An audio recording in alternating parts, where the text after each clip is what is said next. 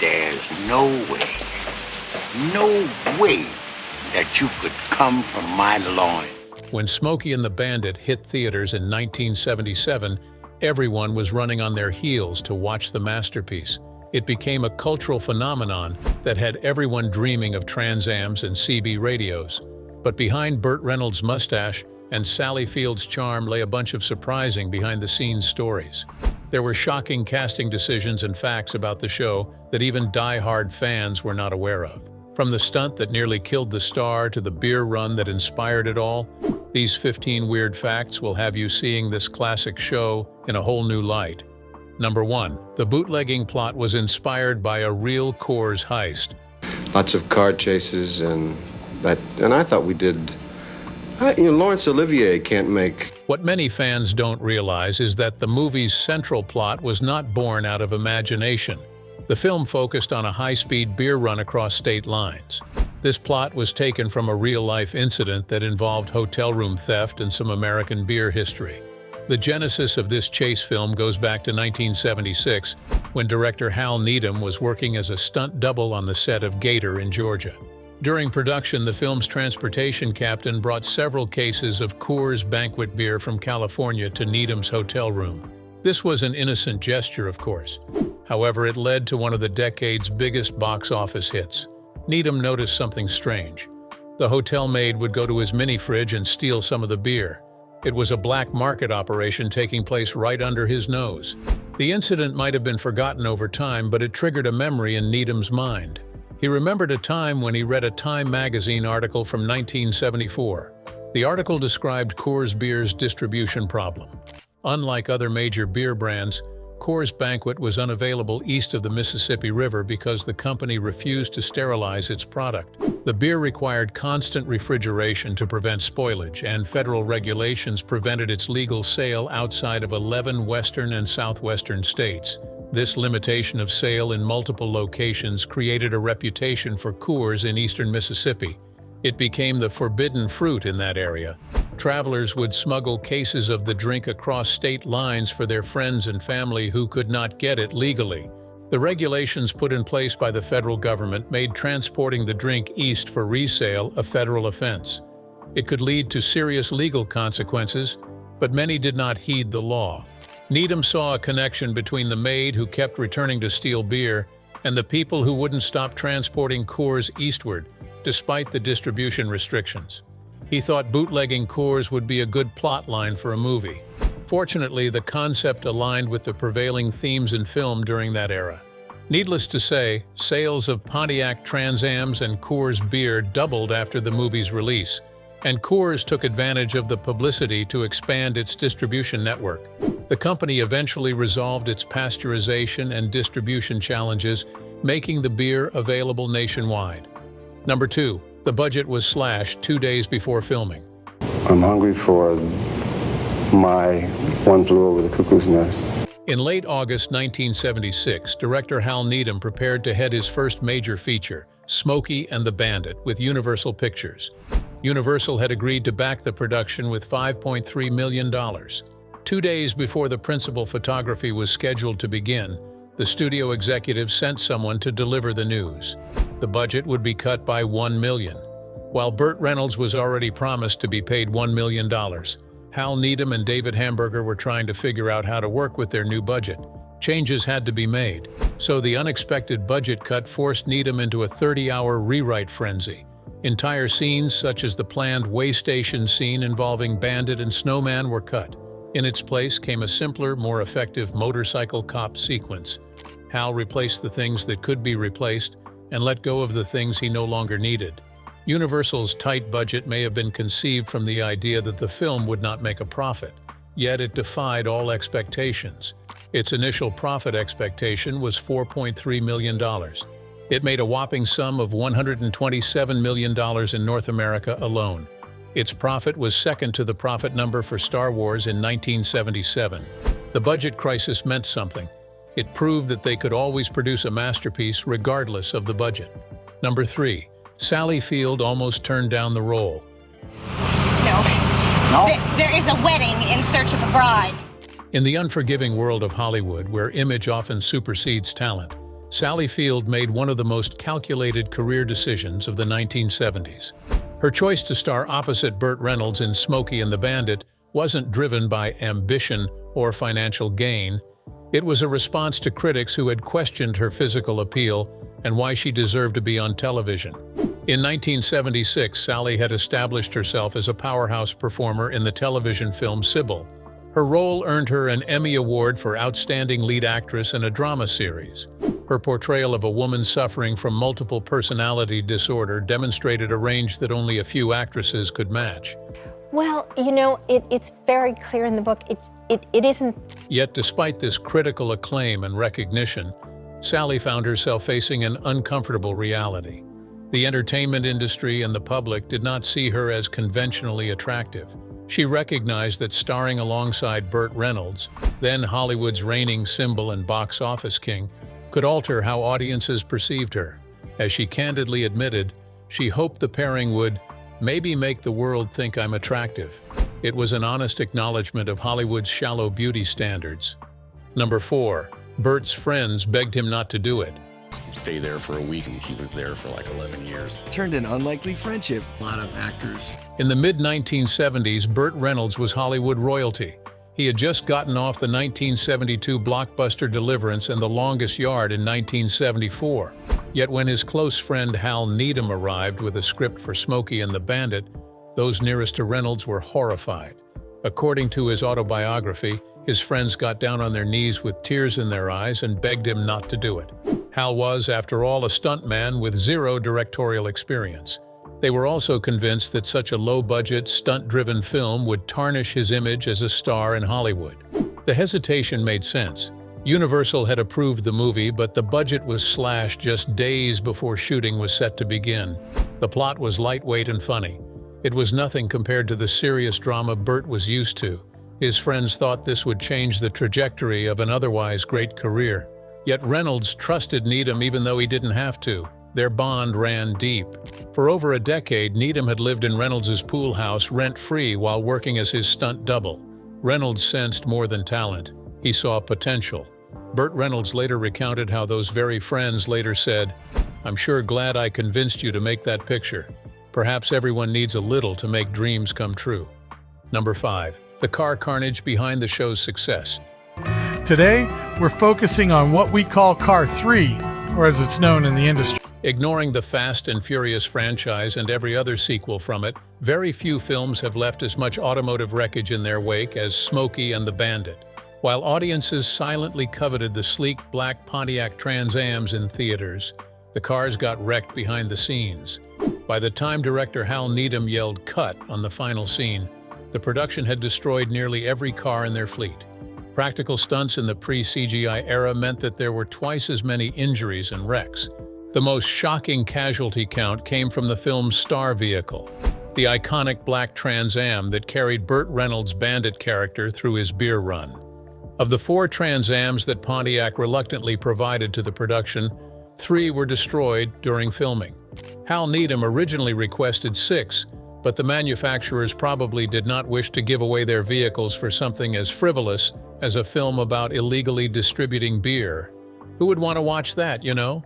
The damages were minor and a cosmetic job could fix them. The cars were rendered unusable.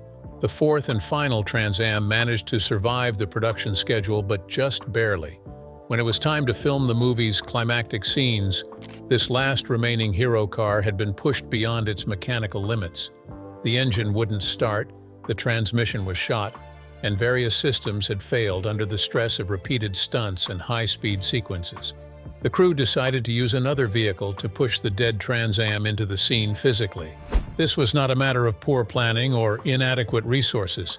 They were already working on a slashed budget. This was the inevitable consequence of Needham's commitment to practical effects and real stunts. As a former stuntman himself, Hal understood that authentic action required genuine risk and real consequences.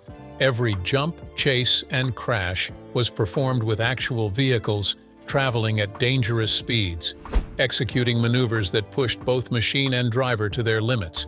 Was it worth it? The box office numbers said a resounding yes. Number 6. Failed promises.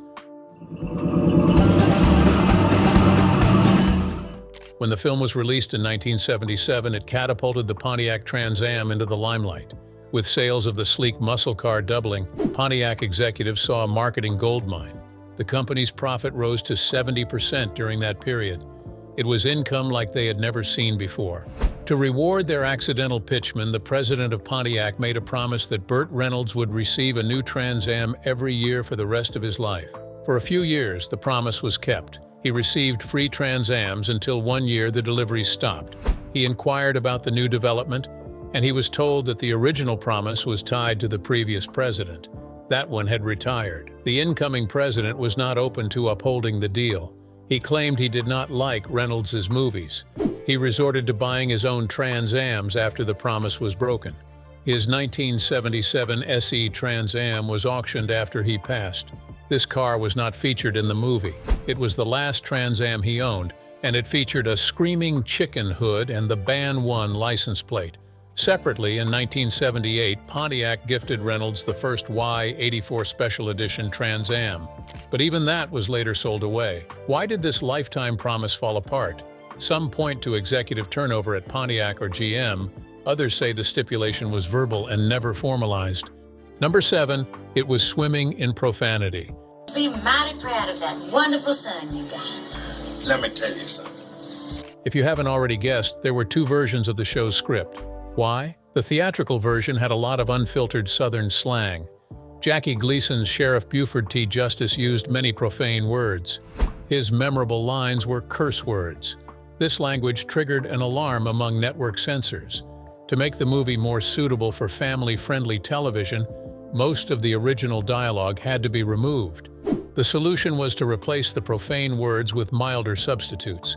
Buford's favorite curse line was turned to scumbum. Children took up the phrase and ran with it. This new version was only possible because most of the original cast returned to the studio to lend their voices for the revised lines. Burt Reynolds, Sally Field, Jerry Reed, and even Pat McCormick reportedly re-recorded their dialogue for television. The only actor who did not record twice was Gleason. His role was re-recorded by Fred Flintstone. He made an accurate mimicry of Gleason. Why did they go through all that trouble when they were on a tight budget? In the late 70s, network TV operated under strict language codes. Profanity has triggered the reclassification or refusal of films by networks. Instead of editing or muting, the creative team preserved the scenes intact while the recorded sound was removed and replaced. This allowed the profanity to be corrected and gave the show a wider reach. The results were unintentionally hilarious. A fugitive being chastised became, "You scum bum." The phrase was so odd it added some kind of extra humor to the show. This redubbing wasn't limited to US screens. In the UK, the censored version aired on the BBC throughout the early 80s. Viewers familiar with the theatrical version later noticed its oddness. The uncensored version was eventually aired on outlets like ITV, but it featured awkward bleeps whenever the profanities became particularly intense. Number 8, it beat Star Wars.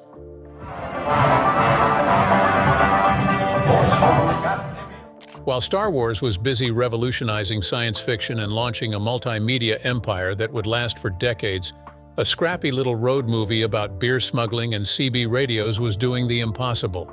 The victory is not something you would understand in today's Hollywood. Star Wars has become synonymous with success. Its sequels and merchandise empires have become a significant point of film history. When both films were competing for attention and dollars, Burt Reynolds and his Trans Am crossed the finish line.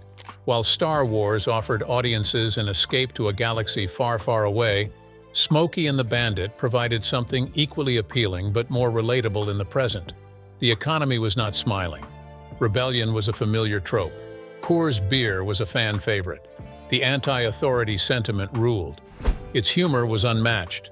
The film's success placed Burt at the peak of his celebrity power in 1977. Harrison Ford, on the other hand, despite having a breakthrough, was still mostly unknown. Burt brought an established fan base with him to guarantee the film's success. Star Wars had to build its fan base from scratch. Number 9. The engine roar was dubbed.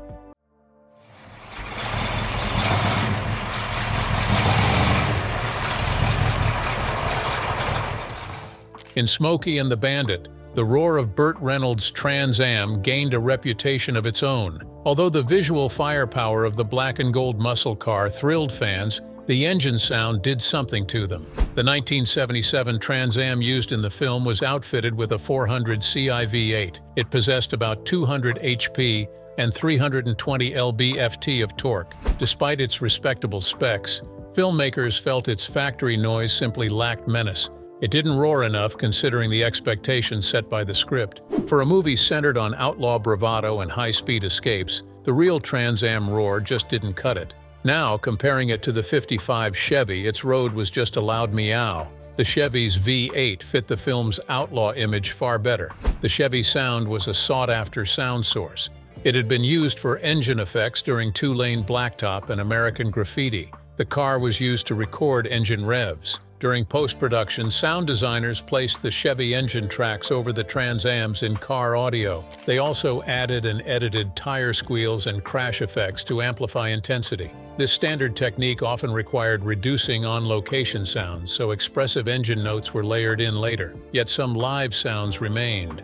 Fans have noted real clutch dumps and burnouts during the city scenes. This practice of enhancing or even faking engine sounds has a long lineage in film. Modern car ads make use of sourced sounds or speaker-fed engine notes to increase the sound for greater marketing impact. Somehow they realized a revving engine meant a stronger car, and that has worked for marketing ever since then. Number 10. Sheriff Buford T. Justice was a real person.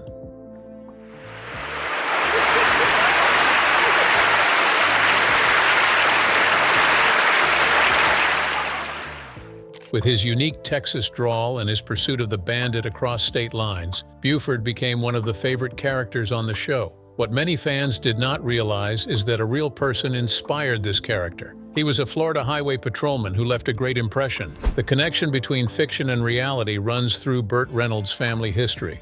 Reynolds' father, Burton Milo Reynolds Sr., served as the police chief of Riviera Beach, Florida. This position brought him into regular contact with law enforcement officers throughout the state. Among these was a highway patrolman named Buford T. Justice. His personality stuck with the memory of the Reynolds family. When the script for Smokey and the Bandit was being developed, this officer's name came up as the perfect name for the film's antagonist. Horse ass for reckless rhino. But Daddy, he's... Do what I tell you, you pile of monkey nuts! Rather than inventing a completely fictional name, they drew from Reynolds' father's experiences in law enforcement. This lent some form of credibility to a character who might otherwise have seemed too over the top to be believable. The real Buford T. Justice remains a mysterious figure in Hollywood. While his name achieved immortality through the film, little is publicly known about his actual personality, career, or whether he bore any resemblance to his fictional counterpart. Today, when audiences watch Sheriff Buford T. Justice chase the bandit through the South, they're witnessing Hollywood storytelling at its finest. Real names meet fictional situations, and family situations are recaptured in film. The real Buford T. Justice may have spent his career patrolling Florida's highways, but his name will forever be linked with a movie that broke the box office. Number 11. Alfred Hitchcock loved it. Baseball, whatever you like.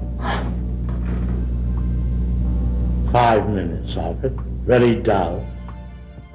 When one thinks of Alfred Hitchcock, the mind immediately thinks of suspense, breaths held in shock, and psychological roller coasters. He is known for his spectacular work in Psycho and Vertigo. In the late 1970s, he found unexpected joy in a film that stood as the direct opposite of what he created. According to Hitchcock's daughter Patricia, the director routinely screened films each Wednesday on the Universal lot, and the last one he ever screened was Smokey and the Bandit, his favorite film of his last few years. Alfred Hitchcock appreciated mastery and execution no matter the genre. He expected every work of art to be created with a certain precision. Smokey and the Bandit was produced on a modest $4.3 million budget and was largely improvised. It became the second highest grossing U.S. film, not because it had a cheap budget, but because it was finely executed. The stunts, humor, and pacing required precision, and they delivered. The famous Trans Am jump and the careful timing of comedic beats showed Burt Reynolds' directorial excellence. The fact that Hitchcock repeatedly chose to revisit this film demonstrates his respect for true craftsmanship. Number 12, hamburger was Jack Gleason's code word. One time in Newark, there was a guy heckling me, and he wouldn't shut up, and I told the audience, I'll be right back. I said, you, come with me. Jackie Gleason wasn't just the star actor behind Sheriff Buford T. Justice. He was also a drama king off-screen. One of the most entertaining behind-the-scenes facts you might find quite intriguing is Gleason's cryptic command for a hamburger on set. To uninitiated ears, it might sound like a snack request, but within Gleason's inner circle, it was a code word. He was asking for a glass of vodka. He took alcohol discreetly between takes. That's right, your favorite Sheriff Justice was usually under the influence. Gleason was known for his big appetite and heavy drinking. He would famously sip cream buns on ice. He was referring to scotch on the rocks. His hilarious day-to-day living somehow got into his characters. Within the narrative of Smokey and the Bandit, Gleason's Sheriff Justice is brash and has a foul mouth. Off-camera, he was just as bold. Whether it was food, cigarettes, or strong liquor, he relished it to the fullest. Sometimes he smoked up to 6 packs a day. He usually bragged that the only thing better than one of his songs was one of his songs with a glass of scotch. The hamburger code revealed how much of the man made it into the character. Buford Justice's cuss words and relentlessness were 2 constants in Gleason's life. Number 13, Gleason's improvisations. To walk by and see the monkeys in the windows and everything. They're tearing that down. I know. I'll never forget that. When Jackie Gleason stepped onto the set of Smokey and the Bandit, he brought with him something other than his liquor and genius comedic timing. He brought character. The iconic toilet paper scene where Sheriff Buford T. Justice emerges from a barbecue restaurant with a long trail of toilet paper stuck to his pant leg was drawn solely from Gleason's imagination. It was nowhere in the script. This particular scene has become one of the film's most memorable moments. The sight of the pompous, self-important sheriff unknowingly dragging toilet paper behind him captured the character's obliviousness and made the audience laugh so hard. It was an embarrassing thing for a sheriff who thought so highly of himself to step out of the toilet looking like that. According to director Hal Needham and star Burt Reynolds, Gleason's improvisation extended far beyond this single scene. 3/4 of what Gleason said in the film was his creation. Burt Reynolds wrote that Gleason never said a single word in the script, preferring to inhabit the character of Buford T. Justice through instinct. Gleason was not alone in the improvisation. Most of the dialogue in the film was improvised. It was a far cry from the comedies of today, where the scripts are strictly followed. This level of improvisation demonstrated a healthy level of trust between the actors and the director. Number 14, the unexpected connection between Dukes of Hazzard and Smokey and the Bandit.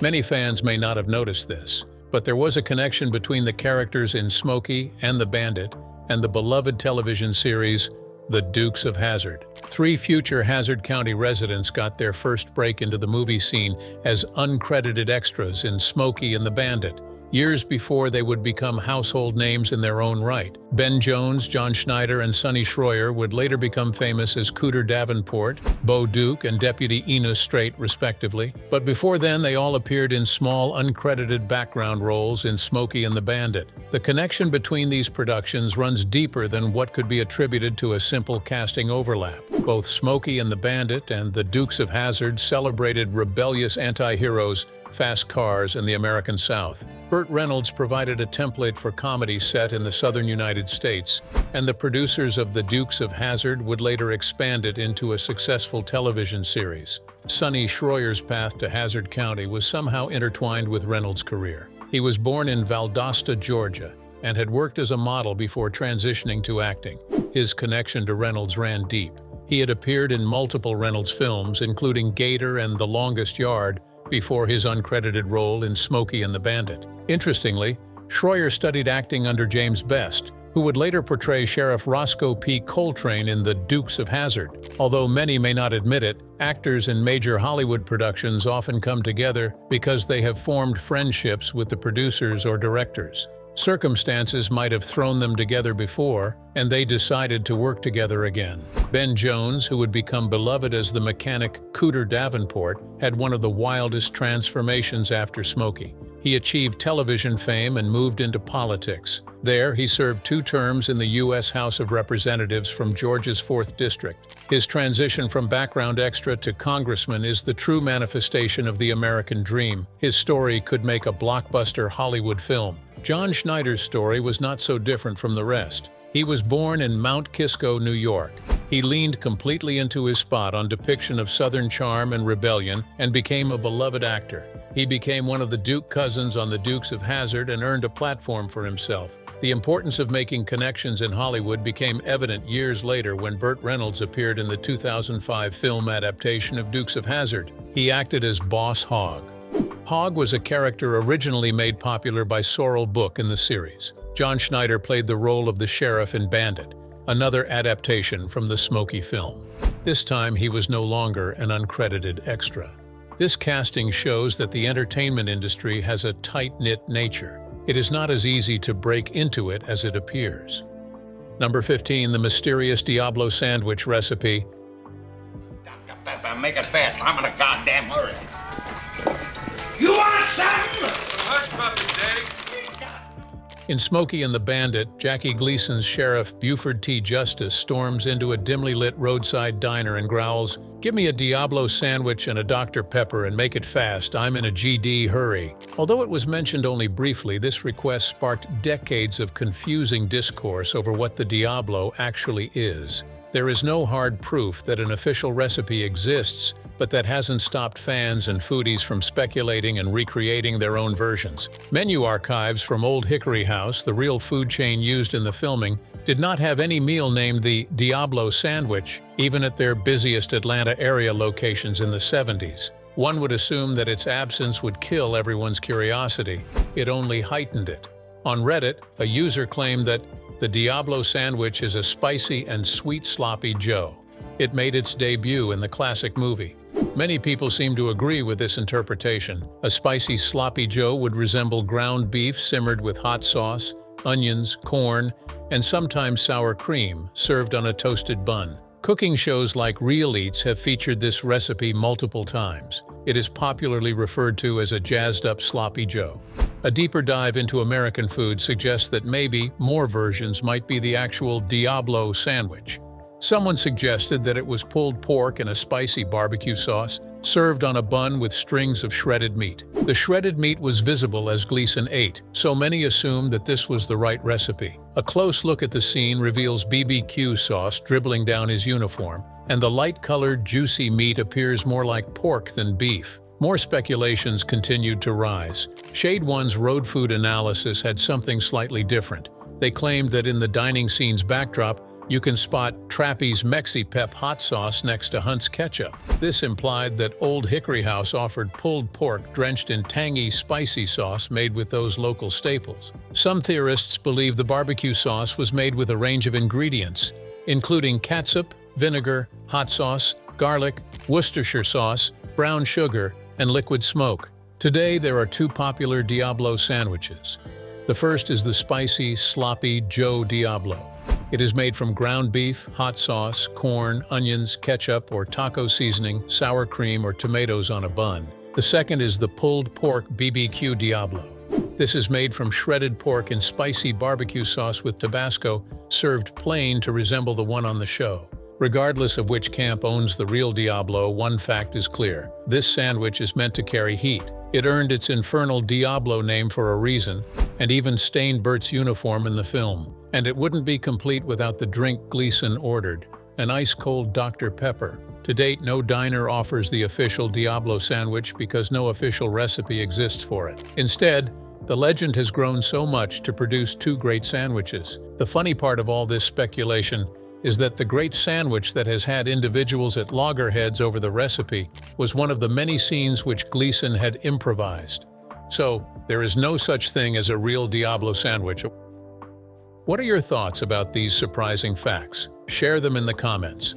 Remember to hit the like button and subscribe. Before you go, click on the video displayed on your screen.